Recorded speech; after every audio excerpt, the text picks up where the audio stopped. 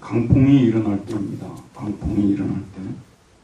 오늘 본문인 시편 107편은 107편에서 시작해서 150편까지 이어지는 시편의 제5번째 책, 첫 번째 시편입니다. 그리고 제5권의 주제 시편이라고 말할 수 있습니다. 이 시편은 포로기 후에 작성된 시편으로서 시인은 이 시편에서 이스라엘의 지난날의 역사를 회고합니다. 먼저는 그들이 애굽에서 어떻게 생활했는지에 대해서, 그 다음에 하나님께서 그들을 애굽에서 어떻게 건져내셨는지에 대하여, 어떻게 가나안 땅에 정착했는지에 관하여, 어떻게 아시리아와 바빌로니아에게 멸망하게 되었는지에 대하여, 그리고 마지막으로는 그들이 어떻게 포로 생활에서 해방되어서 다시 돌아오게 되었는지를 회고합니다. 시편이 150편으로 되었거든요. 사실은 이게 다 금방 말씀드린 이스라엘의 역사가 이 시편에 다 이렇게 담겨 있습니다. 여러분 읽을 때 이스라엘 역사를 알고 시편을 읽으면 다 이렇게 와닿습니다. 그 회고의 핵심 내용의 핵심 주제는 여호와 하나님은 그 백성들이 교만하여 범죄하면 징벌하시지만 죄를 뉘우치고 가난하고 겸손한 마음으로 하나님을 바라보게 되면 그들에게 인애, 즉 헤세드를 베풀어서 그들을 건져내 주신다는 내용입니다. 그러니까 하나님이 누구신가? 은혜로우신 하나님, 히브리어에서는 헤세드라고 말하죠. 인자하신 하나님, 헤세드. 우리가 믿는 하나님은 뭐 여러 가지로 우리가 칭할 수 있겠습니다만, 인자하신 하나님, 헤세드를 베풀어 주신 하나님. 사실 이스라엘의 역사도 그렇고 저희들도 하나님의 이 은혜로, 이 인자하심 때문에 우리가 여기까지 살아오게 된 것이고 여기까지 오게 된 것입니다. 그래서 이 시인의 이 생각이 오늘 시편 107편에서도 잘 나타나 있는데요. 1절에서 43절까지로 되어 있는 이 시편 117편에 헤세드라는 단어, 인자하심이라는 단어가 6번이나 나옵니다. 1절에 나오고 8절에 나오고 15절에 나오고 21절, 31절, 43절에서 나오고 있습니다. 그러니까 시인은 출애굽의 원인, 가나안 땅 정착의 원인, 그리고 포로 생활로부터 귀환, 이 모든 일이 가능했던 것은 이스라엘 백성들의 어떤 선행과 이스라엘 백성들의 잘남이 있지 않냐고 전적으로 여호와의 선하심과 인자하심에서 비롯된 것이다. 여호와의 선하심 때문에, 인자하심 때문에 구원을 받은 것이다. 그렇기 때문에 우리가 우리 자신을 의지하지 말고 우리 방법과 우리 수단으로 살아가지 말고 여호와의 인자하심과 선하심을 믿고 살아가자. 이 성경 66권 전체가 다 그 얘기예요. 설교는 다양한 본문을 가지고 합니다만 여러분 자신도 믿지 말고요, 세상도 믿지 말고 인생도 믿지 마세요. 나중에 다 내가 어리석었구나. 왜 내가 인생을 의지하고 살았을까? 왜 나 같은 사람을 믿고 살았을까? 후회밖에 남는 것이었거든요. 그러나 하나님을 믿고 산 결과로서 지난날을 우리가 돌이켜보게 되면 정말 하나님은 좋으신 분이시구나. 하나님 때문에 내가 살아났어. 하나님이 나를 도와주시지 않으셨으면 나는 죽었어. 여기까지 오게 된 것이 다 하나님의 헤세드 때문이야. 이렇게 하라고 성경을 기록해 놓은 거예요. 이렇게 하라고. 설교를 듣는 목적도 그렇고요. 우리 마음이 전적으로 하나님을 기억하고 그분이 누구신가. 그래서 하나님을 알고 하나님을 찬양하도록 시편이 기록이 된 것입니다. 그래서 오늘 이 시편 107편의 주제 구절들이라고 말할 수 있는 부분은 1절에서 3절입니다. 시편 107편 1절에서 3절 한번 같이 읽어보도록 할까요? 읽읍시다. 시작. 여호와께 감사하라. 그는 선하시며 그 인자하심이 영원하미로다. 여호와의 속량을 받은 자들은 이같이 말할지어다. 여호와께서 대적의 손에서 그들을 속량하사 동서남북 각 지방에서부터 모으셨도다. 여호와께 감사해라. 하나님 감사합니다. 하나님 감사합니다. 우리 큰 소리 한번 해봅시다. 하나님 감사합니다. 하나님 감사합니다. 여러분 구원의 목적이 뭐냐 그러면요, 이 얘기하라는 거예요. 근데 다른 말은 여러분들이 별로 하나님 앞에 안 하셔도 되는데요, 이 말씀은 참 아주 반복적으로 해야 돼요. 하나님 감사합니다. 하나님 감사합니다. 오늘 찬양대에서 찬양하는 이 귀한 찬양을 듣고서도 감사하다는 말을 하나님께 드리고 싶은 마음이 없었습니까?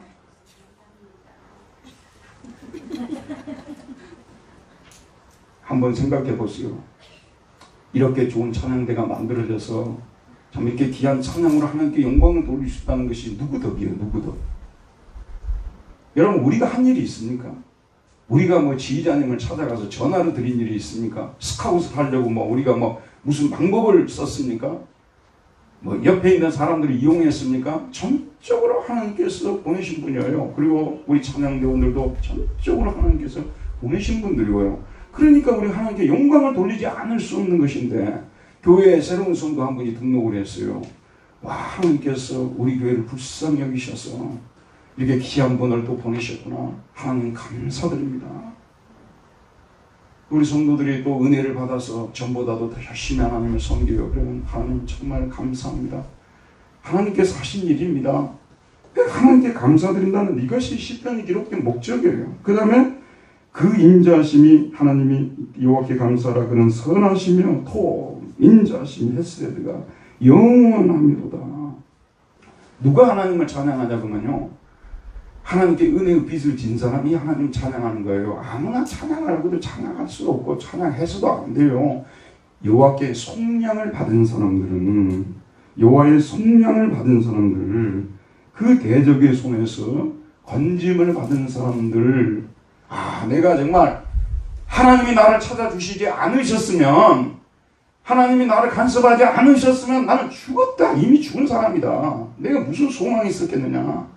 하나님 나를 살려주셨다. 이런 분들만 찬양할 수 있는 거예요. 시편에서 하나님께서 아무나 보고 찬양하라고 한 적이 있습니까? 여러분, 여호와의 속량을 받은 사람들 보고 찬양을 하라고 말씀하고 있습니다. 우리 속량을 받은 사람들은 자꾸 하나님을 찬양하고 경배를 올리고 감사를 드리고 이런 신앙생활이 되어져야 된다는 것입니다. 시편이 기록된 목적이 그렇습니다. 이 시편을 보게 되면 이제 4절부터 9절까지는 광야 생활을 돌아보게 합니다. 오늘 4절 보면 그들이 광야 사막길에서 방황하며 거주할 성읍 찾지 못하고 광야 생활. 그 다음에 또 그 광야 생활에서 어떻게 살아남게 되었느냐? 여호와의 인자하심 때문이다. 10절에서 22절에서는 그들이 하나님을 믿지 않고 우상을 섬긴 결과 사망과 흑암에 앉게 되었다는 사실을 알려주고, 하나님께서 포로되었던 그들을 어떻게 다시 자유하게 하셨는지를 기억하게 합니다. 오늘 본문의 23절에서 32절에서는 왜 그들에게 하나님께서 강풍을 허락하게 하셨는지, 광풍을 허락하셨는지, 그리고 어떻게 광풍을 잠잠하게 하시고 소원의 항구로 인도하셨는지에 대해서 기록하고 있습니다. 33절에서 42절은 출애굽에서부터 포로로부터의 기원의 역사 속에 나타난 하나님의 능력을 기억하게 합니다. 그리고 마지막으로 43절, 우리 107편 43절 한번 읽어보도록 할까요? 43절입니다. 시작. 지혜 있는 자들은 이러한 일들을 지켜보고 여호와의 인자하심을 깨달으리로다. 지혜 있는 자들은 하나님의 행하신 이런 일들을 보고 흑암과 사망의 사슬에 앉아있던 사람들을 건져낸 그 일을 보고, 출애굽을 시킨 일을 보고, 또 바벨론 포로 수용소에 들어가서 다 죽어가는 사람들을 건져내신 이런 하나님의 능력을 지켜보고 여호와의 인자하심을 깨달으리로다. 구약 성경을 보면서요, 아이고 이 친구들이 해도 너무하네. 하나님이 그렇게 도와주고 그렇게 정말 이렇게 은혜를 베푸시는데 이렇게 실망스러운 모습을 보여줄 수 있을까? 열왕기상, 열왕기하, 역대상, 역대하, 뭐 사사기 이런 데 읽어보면 심란하지 않습니까? 그런데 우리 같으면요, 저와 여러분의 인내라고 한다면, 저와 여러분의 성품은요, 그 이스라엘 백성 참 잘 알았습니다. 진짜 우리는 그 무리에서 나왔을 거예요. 하나님은 어떤 분이시냐? 언약을 맺은 백성들에 대해서 끝까지 신실하신. 하나님의 그 신실하심을 우리가 기억할 때, 인자하심을 기억할 때, 지혜 있는 자들은 이러한 일들을 지켜보고 여호와의 인자하심을 어찌 깨달을 수 없겠습니까? 성경을 보면서 여러분 눈물을 흘려야 이게 제대로 된 신앙이에요. 우리가 이 사람들하고 똑같았었구나. 하나님께서 이들을 포기하지 않은 것처럼 우리를 포기하지 않으시고 여기까지 인도하셨구나. 고맙고 감사하다. 정말 이런 마음을 가지도록 이 시편을 썼다는 말씀이 되는 것입니다. 자, 오늘 말씀으로 와보도록 하겠습니다. 왜 하나님께서 신자에게 강풍이 불어닥치게 하는가, 여기에 대해서 기록하고 있는데, 먼저 살펴볼 것은 하나님께서는 그의 능력을 바다에서 일하는 사람들에게 나타낸다고 되어 있습니다. 23절과 24절을 우리 다시 한번 읽어보도록 할게요. 23절과 24절입니다. 시작. 배들을 바다에 띄우며 큰 물에서 일을 하는 자는 여호와께서 행하신 일들과 그의 기이한 일들을 깊은 바다에서 보나니. 여기 이제 시인이 지금 생각하면서 적고 있는 바다는 아마도 갈릴리 바다겠지 않나 그런 생각이 듭니다. 왜냐하면 이스라엘 갈릴리 바다만큼 큰 바다가 없지 않습니까? 뭐 사이가 있긴 있습니다만은 갈릴리 바다. 근데 이 호수라고 보통 되었는데, 저는 한국에 살 때 호수 하게 되면 그 춘천에 있는 무슨 그런 호수를 말한 줄 알았어요. 베를린에 가게 되면 반제라는 호수가 있는데 그 호수는 뭐 진짜 바다예요. 호수라고 보기는 너무 커요. 갈릴리 바다가 그랬습니다. 근데 갈릴리 바다는 무엇으로 유명하냐면, 우리 성경 공부 시간에도 배웠습니다만 광풍으로 유명했어요. 강풍은 해오리 바람, 미친 바람의 뜻 아니에요? 근데 보통 바람을 예측을 하거든요. 어디서 왔다 어디로 가고, 강도를 또 예측을 하고. 그러는데 이 바람은 예측 불허의 바람이라는 거예요. 그냥 광풍이에요. 미친 듯이 불어오는 바람 아니겠어요? 그러면 이 바람을 예수님께서 직접 맞아보셨죠. 강풍을 직접 맞이하셨죠. 그 제자들이 다 죽어가면서 예수님을 깨우니까 바람을 꾸짖으시며 바다들을 이르시되 잠잠하라 고요하라 하시니 바람이 그치고 아주 잔잔해지니라.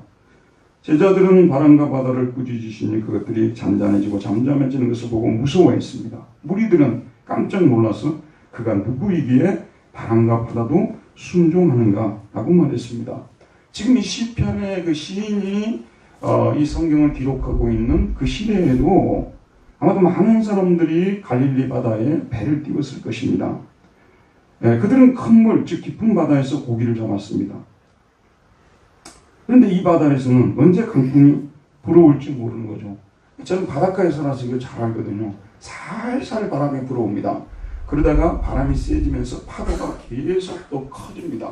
나중에는 이렇게 배를 집어 삼키듯이, 파도가 그냥 이렇게 배를 집어 삼키듯이 배가 보이지도 않습니다. 물속에, 파도 속에 묻혔다가 나오고, 여러분들은 TV를 통해서 봤을 것입니다. 저는 우리 그리스도인들이 반드시 봐야 할 프로그램이 몇 개 있는데, 동물의 왕국, 그 다음에 세계 테마 여행, 이런 거 있잖아요. 정말 저는 도움이 된다고 생각해요. 나는 아직 예루살렘 저쪽에 이스라엘 아직 제가 그 순례를 못 했거든요. 근데 순례 안 갔다 온 사람보다 더 많이 알아요. 거기 보면 얼마나 자세히 설명해 주는지 톱 가이드들이 너무 이게 잘 설명을 해 주니까. 얼마 전에는 노르웨이에서 그 배를 타고 나서 참치를 잡는 그 형제 얘기를 다큐로 만들어 가지고 방영해 주더라고요. 근데 참 너무 좀 감동스럽게 봤어요. 그런데 참치를 좀 더 많이 잡기 위해서는 배를 좀 더 멀리 저 깊은 데로 가야 되거든요. 깊은 데로 가는데 형제가 아니, 형님하고 동생하고 다 서로를 걱정해 줘. 이거 조금만 더 나가면 안 된다. 또 조금만 더 나가면 죽는다. 신신당부한다고 하잖아요. 신신당부하면서 그러면 배가 파도에 완전히 그냥 파도 속으로 들어가가지고 곧 배가 막 덮일 것처럼 뒤덮일 것처럼 이런 상황이 펼쳐지는 것을 보았습니다. 지금 현재 오늘 이 시인이 지금 적고 있는 상황이 저는 이런 상황이라고 보거든요. 여러분, 큰 물에서 고기를 잡는 어부들은 어디에서 하나님을 만날 수 있을까요? 그런데 여러분 보세요. 지금 우리가 교회에 앉아서 말씀을 듣고 있습니다. 하나님이 인자하시고 하나님이 전능하시고 그래도요. 실제 자기 생활 속에서 하나님을 만나야 진짜 만나는 거예요. 여기서 여러분이 하나님을 만나고 하나님이 이러니 저러니 하는 것들은요. 아직도 추상적이에요. 실제적으로 생생하게 만나는 그 무대는 어디냐면 우리가 지금 서 있는 일터라는 것이죠. 어부들이 하나님을 어디서 만나겠어요? 어부들이 뭐 공부를 많이 하는 사람들입니까? 사실 신학이라는 것은 철학 용어 같은 걸 모르면 신학을 못 하거든요. 성경도 쉬운 책이 아니에요. 어부들이 읽기에는 상당히 어려운 책입니다. 어부들이 어디서 하나님을 만나겠어요? 그럼 하나님은 어부들은 만나주지 않으시는 거예요? 어부들은 그럼 구원해주지 않는 것입니까? 어부들을 구원해주시는데 이렇게 풍랑을 만나가지고 강풍을 만나가지고 다 죽어가는 이런 상황 속에서 여호와께서 행하신 일들과 그의 기이한 일들을 깊은 바다에서 본다고 얘기를 했습니다. 놀라워요, 놀라워. 거기에서 하나님의 일들을, 하나님의 기적들을 바다에서 본다. 자, 우리가 신앙 용어로 무소부재라는 말을 씁니다. 하나님은 무소부재하신 하나님이십니다. 계시지 않는 곳이 없는 분이시라는 뜻이에요. 않는 곳이 없다는 뜻이죠.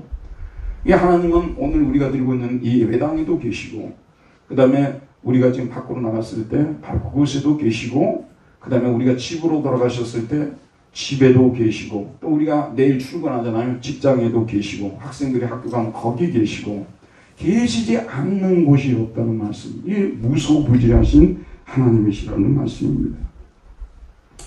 그런 모든 영역을 하나님께서는 통치하시는 하나님이세요. 그러니까 진짜 은혜가 충만했을 때는요, 주부들이 집에서 똑같은 일을 반복하는 것이 정말 얼마나 지루하기도 하고 어떤 때는 짜증이 나기도 하고요. 또 육체적으로도 굉장히 피곤합니다. 주부의 일이요. 그렇죠. 그런데 진짜 은혜가 충만했을 때는 거기서 막 하나님을 찬양을 하는 거예요. 막 청소기를 돌리면서도 하나님을 찬양하고, 막 설거지를 하면서도 찬양을 하고, 막 그 골치 아프게 막 축구하고, 막 다 안 좋은 옷을 입고 와도 막 그냥 찬양하면서 마취하고, 보통 때 그러기 쉽지 않은데, 거기가 바로 그냥 부흥의 장소가 되어버리는 거예요.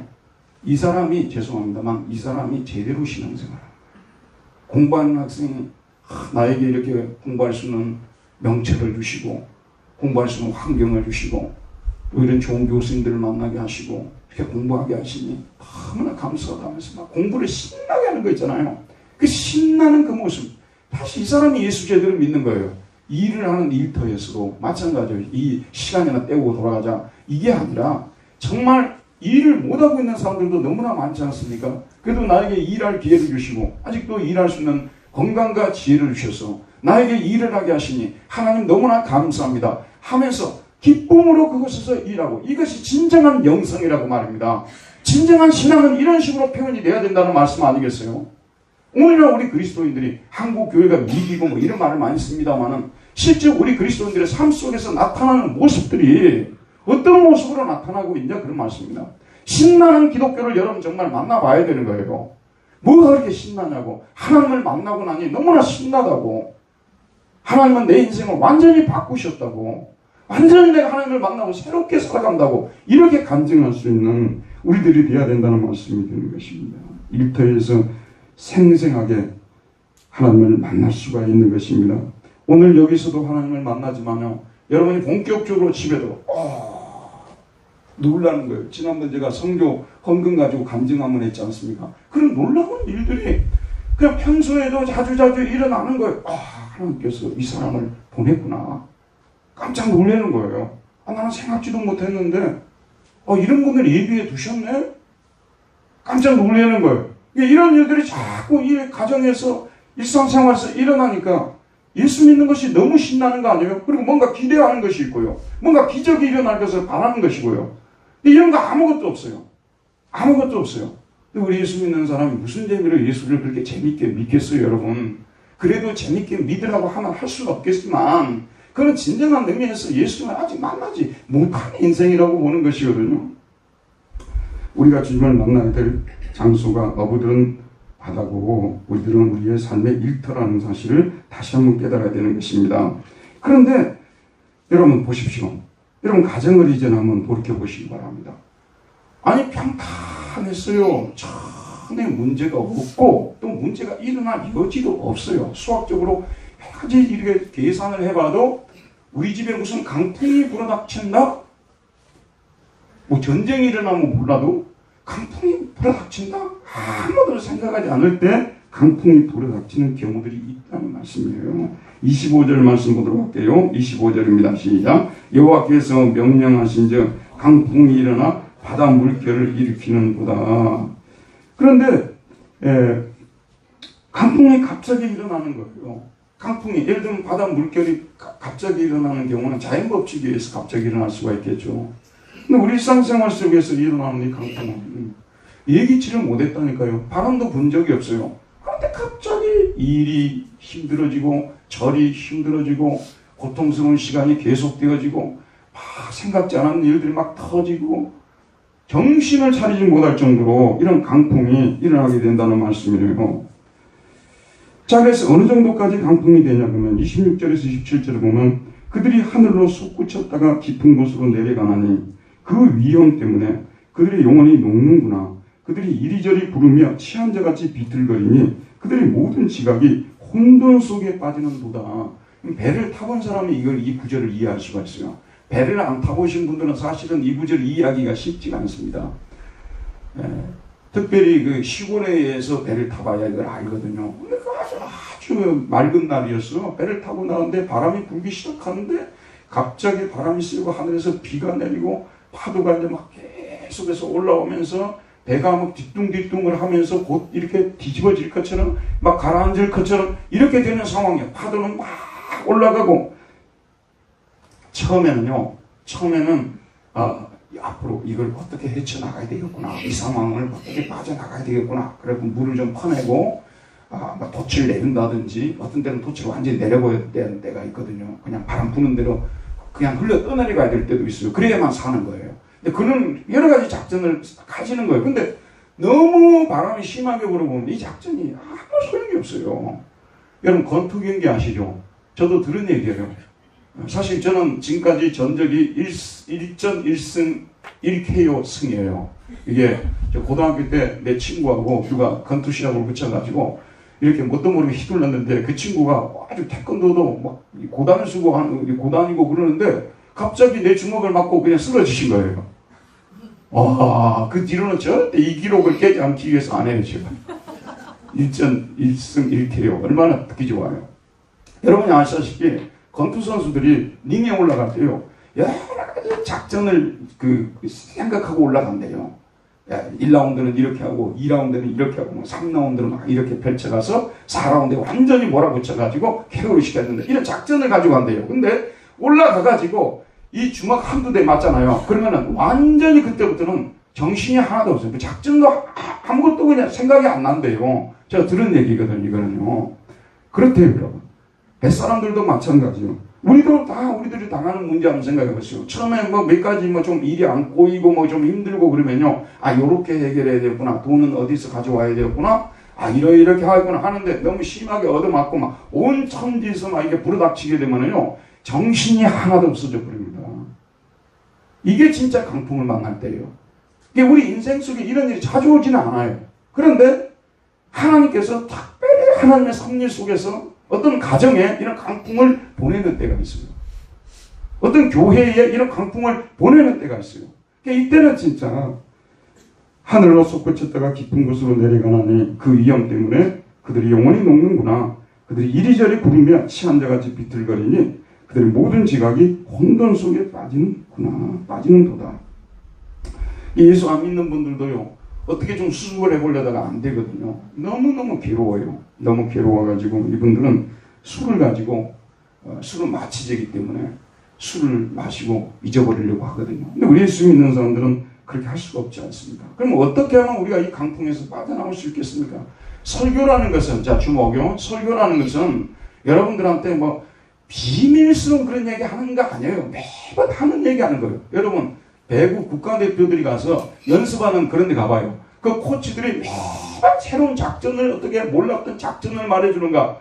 매번 하는 얘기 똑같이 합니다. 축구장 가서도 하는 얘기 똑같이 해요. 왜냐하면 그 기본적인 것만 지켜지게 되면 문제가 해결된다는 생각을 가지고 있기 때문에 그렇거든요. 그렇습니다. 우리 교회 생활도 똑같습니다. 강풍이 일어날 때 할 수 있는 것은 기도밖에 없는 거예요. 강풍을 수습할 수 있는 분 하나님밖에 없거든요.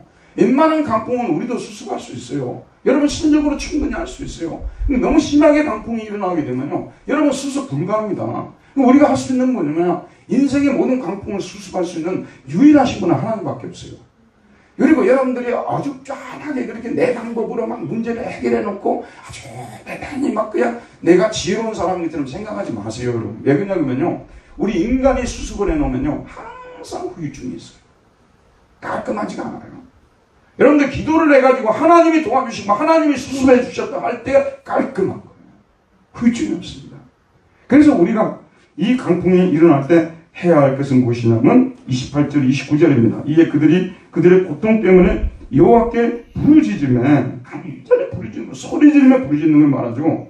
그가 그들의 고통에서 인도하여 내시고 광풍을 고요하게 하사 물결도 잔잔하게 하시는도다. 이렇게 부르짖으며 우리는 부르짖고만 있었어요. 그럼 또 부르짖으란 말을 또 있는 그대로 생각해서 맨날 길에 다니면서 막 소리 지르면서 부르짖고 집에서도 소리 지르면서 부르짖고 교회에 와서도 막 소리 지르면서 부르짖는 이런 쪽으로 해석하지 마음으로 부르짖는 것도 있어요. 소리 안 나고 이렇게 부르짖는 것도 있어요. 하나님 정말 너무 고통스러운. 지금 여러분들이 앉아 지금 설교 예배드리고 설교 듣고 있지 않습니까? 내 문제를 누가 알겠어요? 우리 집에 닥친 이 강풍을 누가 알겠어요? 아무도 몰라요.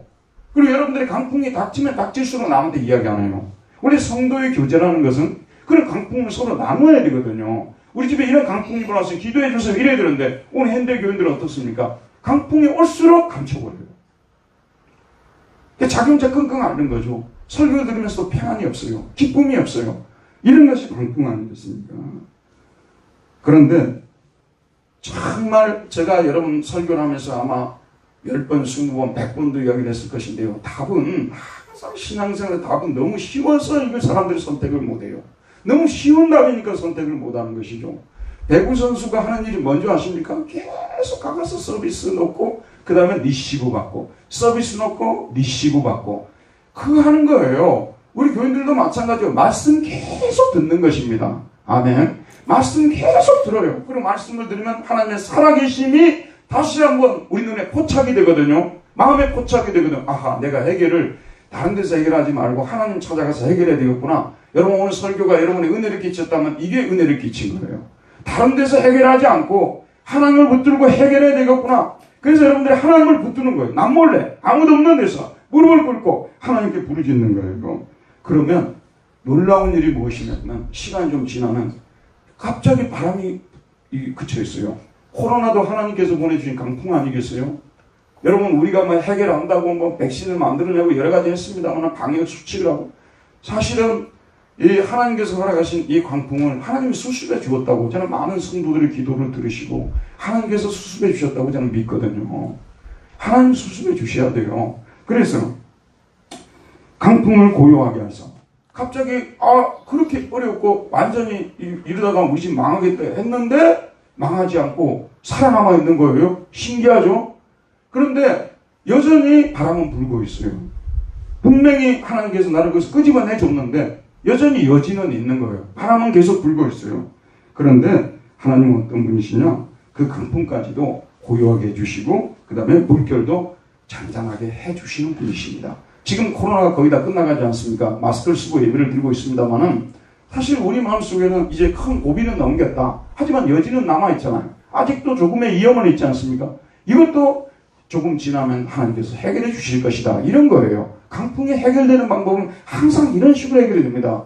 큰 불부터 끄고라는 말을 쓰지 않습니까? 큰 불부터 하나님 꺼주세요. 그리고 나서 작은 불도 하나씩 꺼주셔가지고 어느 순간에 보니까 내가 이런 일을 맞이했느냐 할 정도로 심지어는 하나님께 찬양하는 것조차 잊어버릴 정도로 이렇게 수습이 되어 있는 것을 보게 됩니다. 그래서 우리는 강풍을 잠재우는 완벽한 답은 하나님만 가지고 있다는 이 믿음을 가지고 있어야 돼요. 어줍잖하게 해결하려고 하지 말고요. 엎드려서 하나님께 기도하십시오. 하나님이 해결해 주셔야 되는 것입니다. 우리 교회도 마찬가지예요. 우리 교회가 막 조금 더 지금보다 나은 교회가 되고 조금 더 부흥하는 교회가 조금 더 큰 교회가 되고 우리 힘을 할 수 있는 것이 없어요. 솔직히 말씀드리면 우리 힘을 할 수 있는 게 아무도 없어요. 저는요 아침에도 오는데 지난주에도 하다 보니까 자꾸 제가 큰 교회 목사님들 욕하는 것처럼 비칠지 모르겠습니다만 난 참 이 현상이 이해가 안 돼서 드리는 말씀이에요. 대한민국의 세계 제일 큰 교회 목사님들 3개가 줄줄이 방송이 되더라고요. 방송국끼리요. 시채널에서는 어느 교회 목사님 또 뭐 그 옆에는 또 분당에 있는 큰 교회 목사님 또 그 옆에는 또 저 온누리 교회 목사님 이분들이 왜 그런 것을 방송을 하는지 나는 이해를 못하겠어요. 정말이에요. 그건 교회 선전하는 것밖에 방송국 먹고 살자는 것밖에 안 되는 것 같아요. 여러분들이 동의 안 하면 좀 할 수도 없고, 저라고 뭐 이렇게 해서도 좀 풀어야 될 것 같아서요. 한 생각해 보세요. 지금 개척교회들은요, 신학생들이 작년부터 가장 큰 교회들도 다 신학교들 미달됐어요. 신학교 문 닫을 때 온 천재예요. 그리고 지금 심지어는요, 신학생들이 여기 신학교를 다니는데 교회 사역을 안 하려고 한대요. 아르바이트해서 버는 돈이 더 많으니까요. 이렇게까지 처참한 상황에 지금 한국 교회에 들어간 거거든요. 처참한 상황 속에 저는 들어왔다고 생각해요. 여러분, 이런 상황에서 우리 교회가 뭐 여기서 뭐 힘이 났습니까? 뭐 할 수 있는 것이 있습니까? 돈을 5천만 원 갖다 주면 제가 다음 주도 방송 나옵니다. 근데 보니까 아무도 안 주려고 지금 다 이렇게 하시는 것 같아요. 아, 이게 정말 상업적으로 돼버렸어요. 그게 왜 그렇게 필요한지 모르겠어요. 왜 그렇게 또 방송을 듣고 앉아있는 분들은 왜 그런 방송을 듣고 앉아있는지 모르겠어요.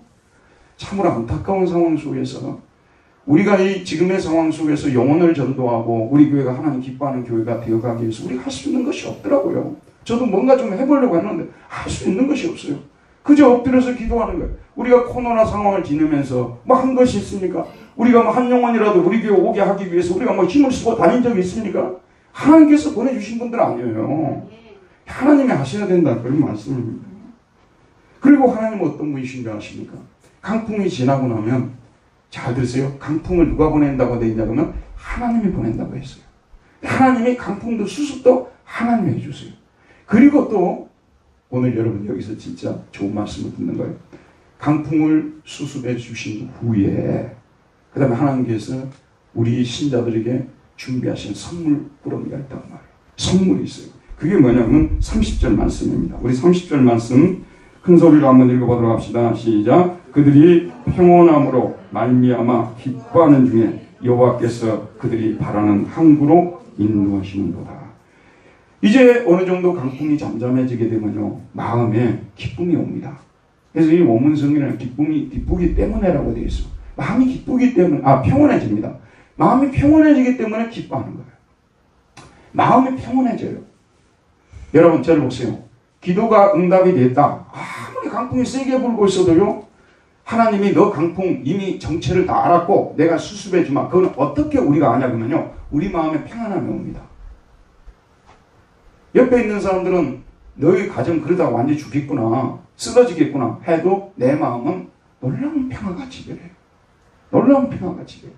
그러면서 내 마음이 또 기쁜 거예요. 막 갑자기 막 웃음이 나오고 기쁨이 생기는 거예요. 그런데 이게 동시동작이에요. 우리가 그러고 있을 때 이게 동시동작으로 우리가 봐야 되는 거예요. 하나님은 어떤 분이시냐면 그들이 평온함으로 말미암아 기뻐하는 중에 여호와께서 그들이 바라는 항구로 인도하시는도다. 이런 거 경험해 보셨죠? 자, 배에 강풍이 일어났어요. 그래갖고 막 파도가 치고 해가지고 뒤뚱뒤뚱하고 막 곧 넘어질 것 같고 뒤집혀질 것 같고 그랬잖아요. 그랬는데 어느 시간 지나놓고 보니까 배가 다시 딱 반드시 서 있어요. 파도는 제자리에 가 있어요. 태양은 또다시 뜨고 바람이 살살 불어오고 이렇게 돼 있죠. 그런데 잘 들어보십시오. 그렇게 딱 눈을 뜨고 이렇게 딱 상황을 보는데 배는 이미 어디에 와 있는 거예요? 선창에 딱 와 있는 거예요. 이 상황을 주고 하는 얘기예요. 강풍 수수관이라고 완전히 그냥 아무것도 못했다고 생각하는데 배가 여기 와 있다니까요. 안 올 줄 알았는데 와 있다는 말씀 아니겠어요? 진도는 나가고 있었다는 말씀인 것이거든요. 여호와께서 그들이 바라는 항구로 인도하시는도다. 예전 성경에서는 소원의 항구로 인도하시는도다 그랬는데 또 기복주의 신앙에서 이 소원을 갖다가 또 막 이상하게 대입을 시켜가지고 뭐 어디 아파트 한 채가 떨어졌다느니 막 이렇게 할까 봐서 이 새로 번역한 분들이 바라는 항구로 인도하시는도다 이렇게 번역을 해놓은 거예요. 우리나라 분들이 기복주의가 좀 강하잖아요. 이게 소원 또 써놓게 되면은 이게 또 이상하게 또 해석을 할 수가 있는 거예요. 근데 사실 여러분 여기서 이 소원은 하나님의 소원이라고 해석을 해야 돼요. 하나님은 우리에 대한 소원이 강풍을 통해서 이루어졌다. 이렇게 우리가 해석을 해야 올바른 것입니다. 여러분 그러면 하나님의 소원이 뭘까요? 하나님의 소원은 뻔합니다. 우리들 속에 불순물을 빼내는 거예요. 우리들 속에 못된 것을 빼내는 거예요. 불신앙, 교만 이런 것들을 하나님께서 자기 자신을 믿고 살아요. 은근히 사람들 보면요, 자기 잘난 맛으로 사는 분들도 많아요. 자기에 대한 신뢰가 지나친 분들도 많습니다. 이것이 하나님 믿는 데는 아무것도 도움이 안 돼요. 신약, 구약, 모든 성경, 모든 것들을 다 이야기해도요, 이렇게 자기가 경고하면요, 하나도 들어갈 것이 없습니다. 아무것도 좋은 것이 없어요. 여러분, 그릇을 한번 뭔가 채워주려고 하는데, 여기에 쓸데없는 것이 가득 차 있는데, 어떻게 여기다 뭘 채워주겠습니까? 그래서 하나님께서는 강풍을 불게 하는 거예요. 강풍이 불어오게 해서 완전히 그 그릇이 깨져버리게 만들고요. 속에 있는 거 다 쏟아놓게 만들어버리는 거예요. 저는 지금도 기억하는데, 지금 어쩐지 모르겠어요. 60년대, 70년대 제가 살던 그 섬진강 최하류거든요. 거기에는 이제 비가 억수로 오는 때가 있잖아요. 비가 억수로 오는 거예요. 홍수가 났다고 하잖아요. 그러면 그 바람물이 여러분 제첩 가지고 막 자랑하는 분들 뭐 제첩국 이런 거 있잖아요. 우리 동네는 그냥 그릇 갖고 뒤에 가서 그냥 담아오는 것이 제첩국이었어요.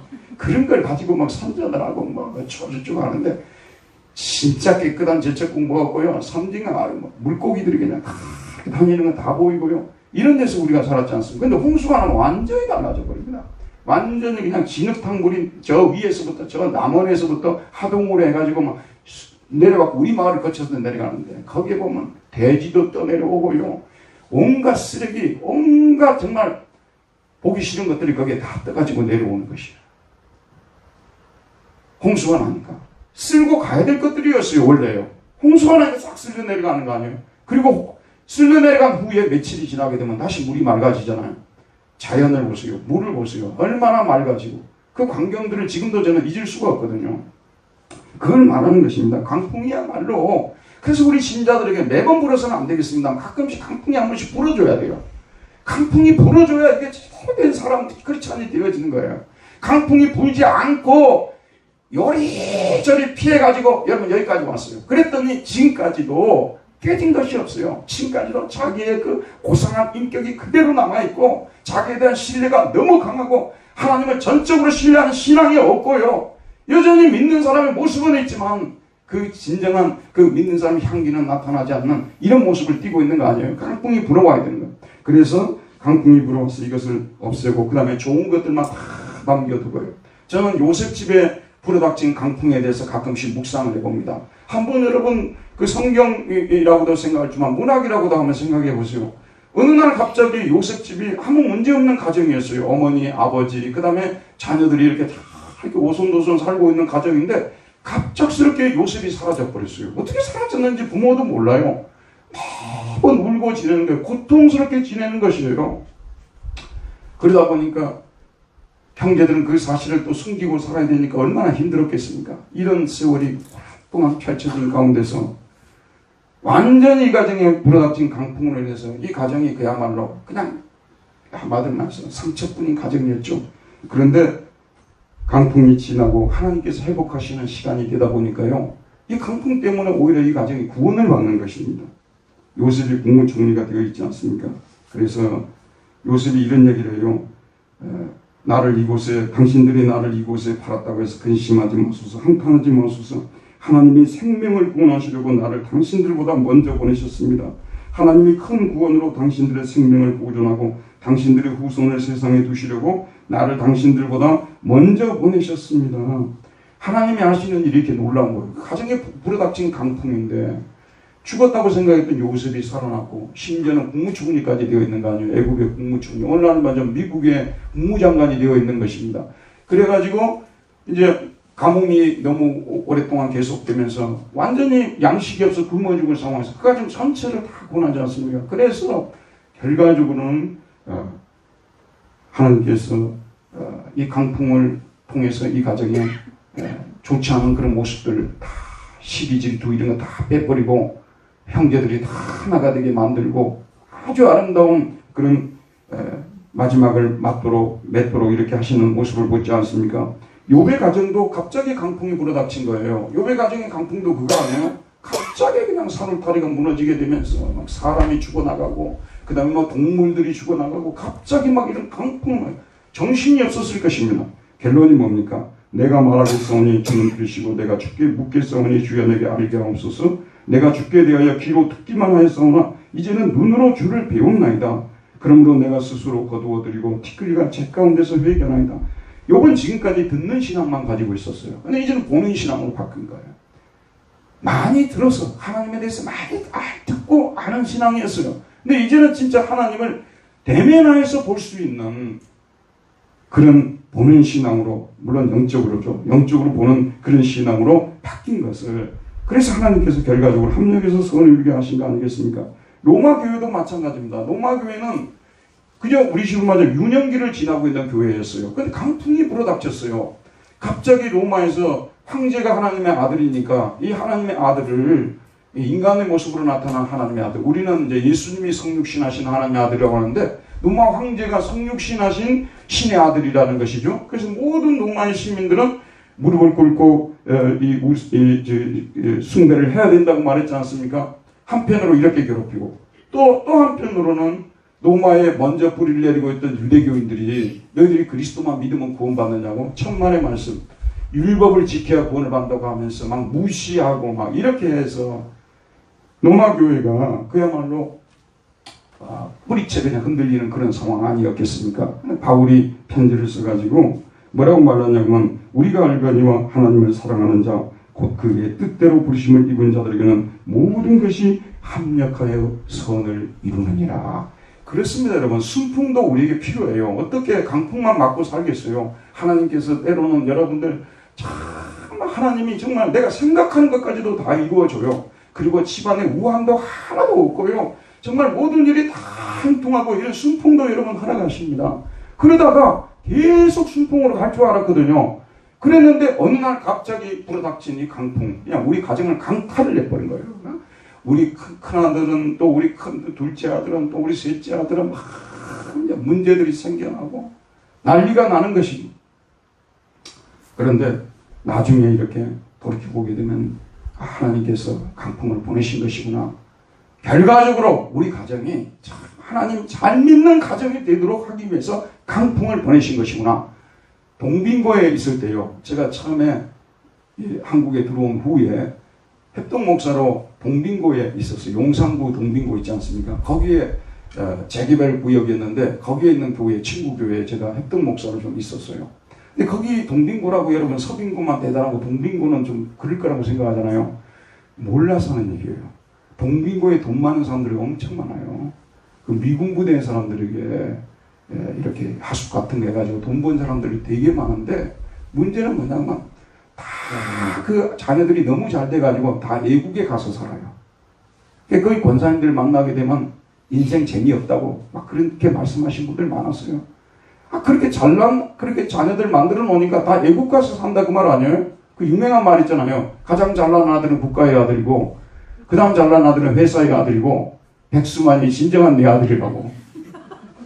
그러니까 그렇게 잘난 아들 만들어 놓으니까 다 외국가 살잖아요. 내가 생각해 보세요. 1년에 한 차례 만날까? 2년에 한 차례 만나기도 하고요. 제가 드린 말씀은 뭐냐면요. 외국에 살더라도 예수님 잘 믿고 살면 그것이 성공한 가정이 아니냐 그런 말씀이에요. 여러분들에게는 과제가 있어요. 아직까지도 돌아오지 않은 우리 가족들 있지 않습니까? 우리 가족들 다 하나님 앞에 무릎을 꿇고 경배하는 사철의 봄바람 부는 그 찬양을 부르면서 하나님을 찬양하는 그것이 여러분 우리를 먼저 부르신 목적이고요. 요셉을 먼저 부르셨듯이 우리를 부르신 목적이에요. 가정구원이야말로 우리가 진정으로 이루어야 될 과제입니다, 여러분. 아직도 우리 가정에서 예수를 그냥 대충 믿고 엉터리같이 믿고 아예 믿지를 않고 여러분 눈물을 흘리면서 기도를 해야 돼요. 어거스틴의 어머니 모니카가 나중에 죽으면서 나는 이제 죽어도 한이 없다고 그랬어요.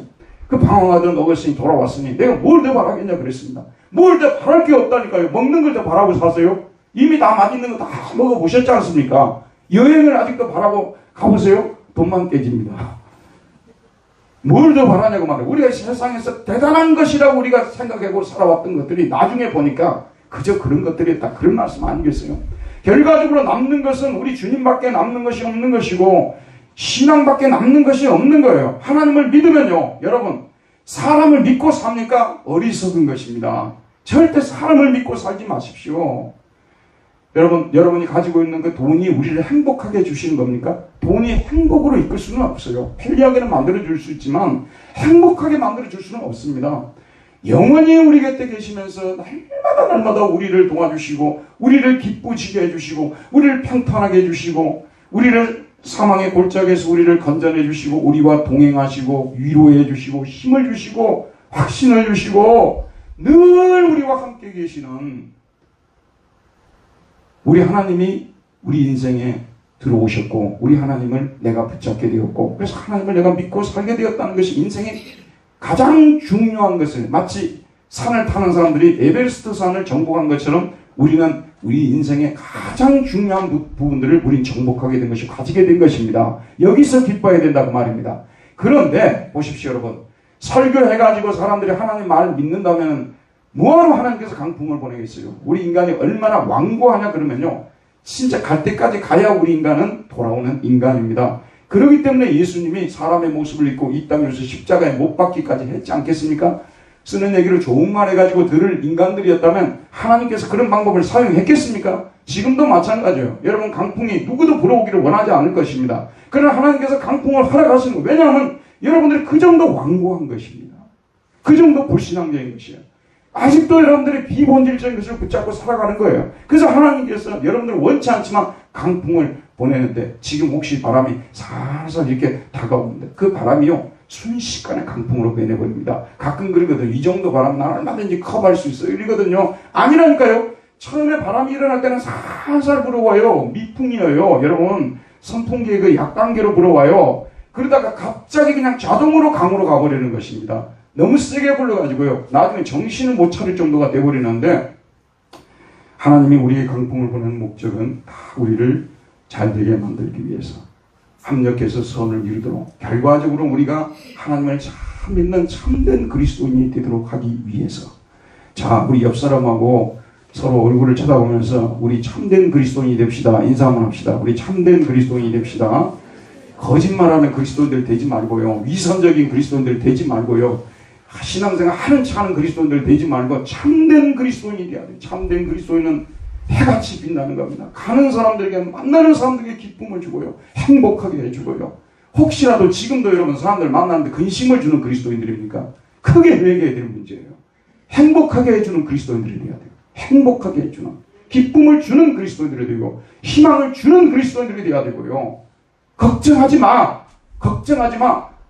지난번에 누구와 교제를 하는데 그분이 그런 얘기를 하는 거예요. 아, 우리 교회가 이런 게 좀 부족하고 이런 것이 부족한데, 아, 어떤 가정인데 그 가정에 그것이 좀 그 옆에 들어오게 되면 너무 좋겠다. 너무 좋겠다는데 인간적으로 생각해 보니까 그 옆에 그런 것이 들어올 리가 없는 거예요.